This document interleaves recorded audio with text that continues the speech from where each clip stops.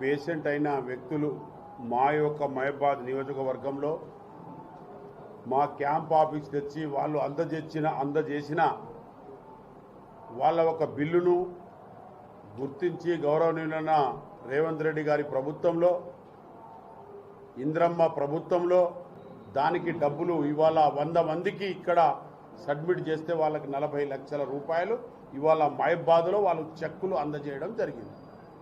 ఆ చెక్కులు భాగంగా వారికి వచ్చినప్పుడు ఇంకా ఎవరైనా ఉంటే ఇవాళ పబ్లిసిటీ చేసుకునేది ఎందుకంటే ఏదో మా పార్టీ గురించి కాదు, కింది స్థాయిలో బీద వాళ్లకు ఏదన్నా యాక్సిడెంట్ కానీ జ్వరాలు కానీ దగ్గు కానీ ఎక్కడైనా ట్రీట్మెంట్ తీసుకున్నా ప్రైవేట్లో ట్రీట్మెంట్ తీసుకున్నా వారికి మేము తప్పకుండా మాకు బిల్లు సబ్మిట్ చేస్తే వాళ్లకు మేము ఒక పాలసీ తీసుకున్నాం, ఆ పాలసీ ప్రకారంగా వాళ్ళకి డబ్బులు వస్తాయని చెప్పడం జరుగుతుంది. ఎవరెవరు ఆదివాసులు కానీ లంబాడాలు కానీ మేము అన్నదమ్ముల లెక్కనే ఉన్నాం, అన్నదమ్ముల లెక్కన నడుస్తాం.